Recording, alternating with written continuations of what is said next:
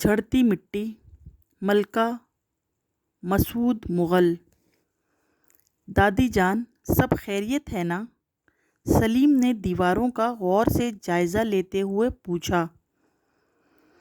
ابھی تک تو خیریت ہے، مگر تم اتنی دیر سے باہر کیا کر رہے تھے؟ دادی جان پوچھنے لگیں۔ دادی جان، نیا محلہ ہے نا، دوست بنانے کے لیے کوئی معقول لڑکا دیکھ رہا تھا۔ دادی جان نے ایک لمبی سانس کھینچی، مگر ان کے کچھ کہنے سے پہلے ہی امی بڑبڑاتی ہوئی کمرے میں داخل ہوئیں۔ گزشتہ 2 سال میں چوتھا گھر تبدیل ہوا ہے، خدا کی مار، جانے کس کی نظر کھا گئی ہمیں۔ اے بہو، نظر وزر کچھ نہیں ہے، مگر میری سنتا کون ہے؟ دادی جان نے برا سا منہ بناتے ہوئے کہا، اور سلیم اس خطرے کے پیش نظر کہ کہیں پھر دادی جان اور امی کے درمیان جنگ نہ چھڑ جائے، نئی جگہ کا محل وقوع بتانے لگا۔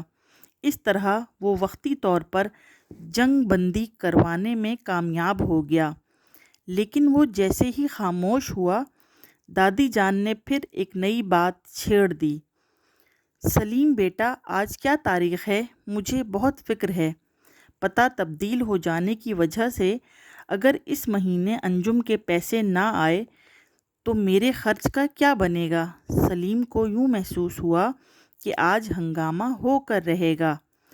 دادی جان، ایسی کیا بات ہے؟ چچا جان پھوپھی جان کے پتے پر منی آرڈر بھیج دیں گے، اس نے چائے کا گھونٹ بھرتے ہوئے کہا۔ بس اگر انجم کے پیسے نہ آئے تو فاقوں کی نوبت آ جائے گی، امی نے برتن سمیٹتے ہوئے ناگواری سے کہا اور باہر نکل گئیں۔ سلیم، تم نے سنی اپنی امی کی بات اور دیکھا اس کا لہجہ؟ ٹھیک ہے، میں ہی بری ہوں، میری ہی زبان نہیں رکتی، اب میں نے کچھ کہا تو بات۔ اور سلیم ایک گہری سانس لے کر دادی جان کے کمرے سے باہر نکل آیا۔ مسئلہ تو یہ تھا کہ سلیم آج تک امی اور دادی جان کے درمیان ہونے والی جنگوں اور بحث و مباحثے کی نوعیت ہی سمجھ نہ پایا تھا۔ امی کا کہنا بھی ٹھیک تھا کہ ہر 4-6 ماہ بعد سامان اٹھانے میں ان کا کوئی قصور نہیں، اور ادھر دادی جان تمام الزام امی اور ابو کو ہی دیتی تھیں۔ البتہ کبھی کبھی سلیم کو یہ بات بہت ناگوار گزرتی کہ دادی جان صرف چچا کے بھیجے ہوئے پیسوں سے ہی اپنا خرچ چلاتیں۔ ابو انہیں بہت سمجھاتے، لیکن دادی جان ابو سے ناراض رہتیں۔ وہ ان کی لائی ہوئی چیز کھاتیں، نہ ان سے کچھ پیسے وغیرہ لیتیں۔ کیا بات ہے سلیم، کیا پھر کوئی نیا معرکہ ہوا ہے گھر میں؟ ابو نے سلیم کا اترا ہوا چہرہ دیکھا تو ٹی وی آن کرتے ہوئے پوچھا۔ پتہ نہیں ابو، دادی جان آخر چاہتی کیا ہیں؟ ہم سب ان سے اتنا پیار کرتے ہیں اور وہ ہر وقت ناراض ناراض ہی رہتی ہیں۔ ارے بیٹا کچھ نہیں، بس جب سے ہم نے آبائی گھر فروخت کر کے کوٹھیاں خریدنی شروع کی ہیں، اس وقت سے ہی تمہاری دادی جان ناراض ہیں۔ لیکن ابو، وہ گھر تو رہنے کے قابل ہی نہ تھا۔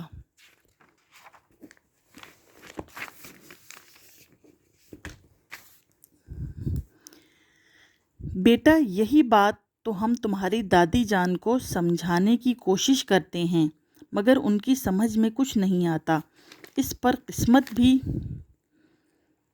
کچھ ایسی ہی ہے کہ جو کوٹھی خریدی اس کا برا حال ہوا، اور بیٹا روز روز ٹھکانہ بدلنے سے ان کی خاندانی آن کو ٹھیس پہنچتی ہے۔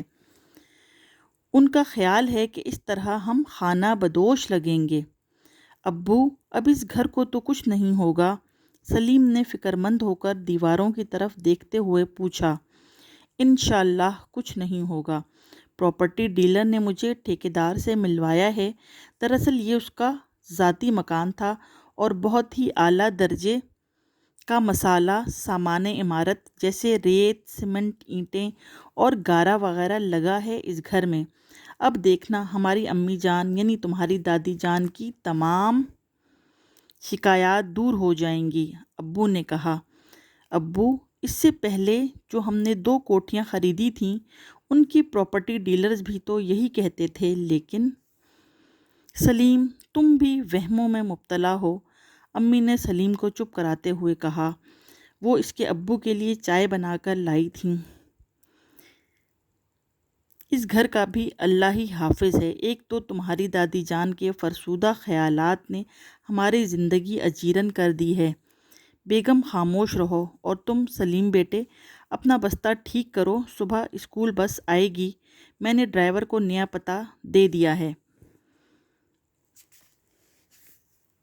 جی ابو، سلیم اٹھ کر اپنے کمرے کی طرف چل دیا۔ بستے میں ضروری چیزیں ٹھیک کرنے کے بعد وہ بستر پر دراز ہو گیا۔ چھت پر نظر پڑتے ہی اسے خوف سا محسوس ہونے لگا۔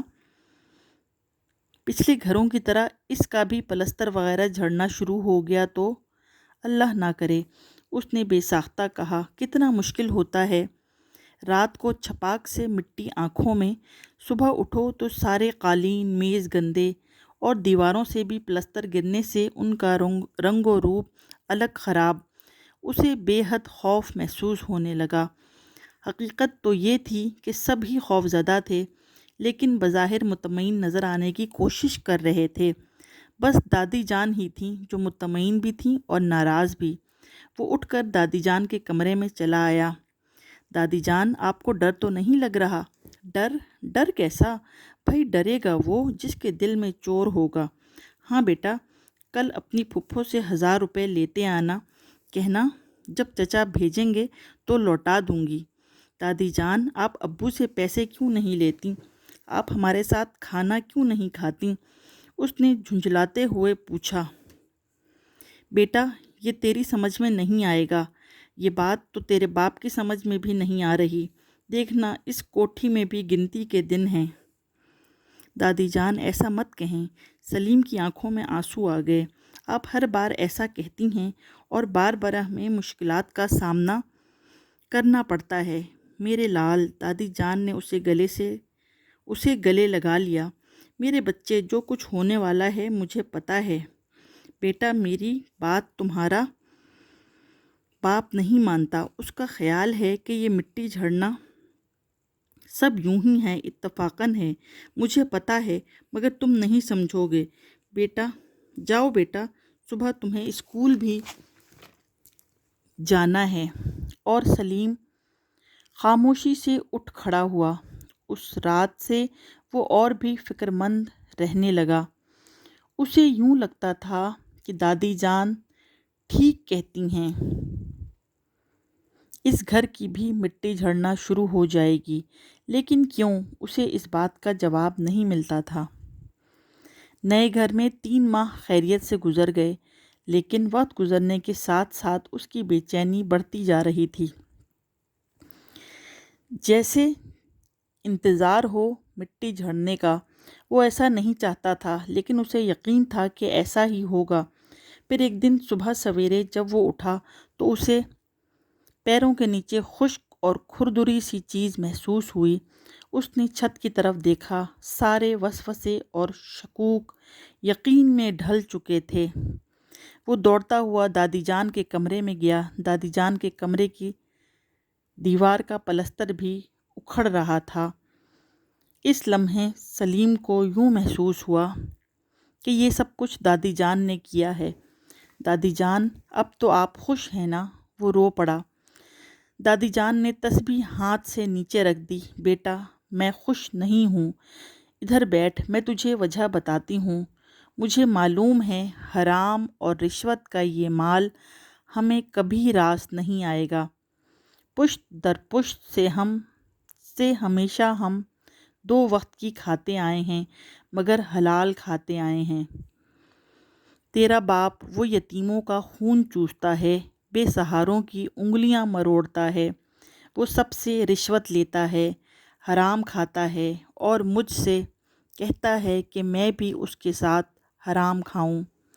رشوت خور کا کہیں ٹھکانہ نہیں، نہ دین میں اور نہ دنیا میں۔ سلیم حیران و پریشان آنکھیں پھاڑتے دادی جان کو دیکھ رہا تھا۔ بیٹا میں سچ کہہ رہی ہوں، تیرے باپ نے ہمارے خاندان کی ناک کٹوا دی ہے۔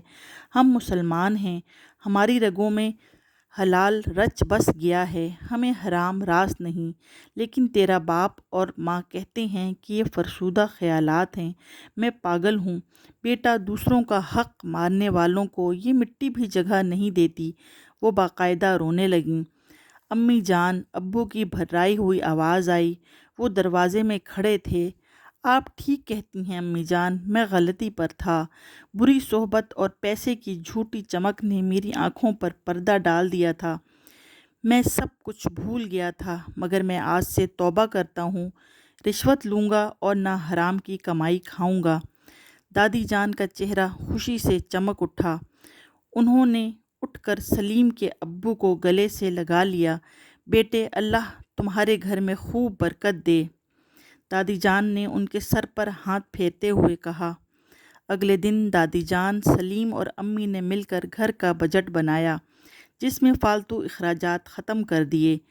حلال کی کمائی کا یہ بجٹ مختصر اور سادہ تھا، مگر سب کے دلوں کو ایک عجیب سی خوشی محسوس ہو رہی تھی۔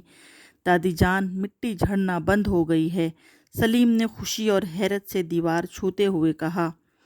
بیٹا، اب اللہ کی رحمت اس گھر پر سایہ فگن رہے گی اور رحمت کے پھول گرا کریں گے، مٹی نہیں۔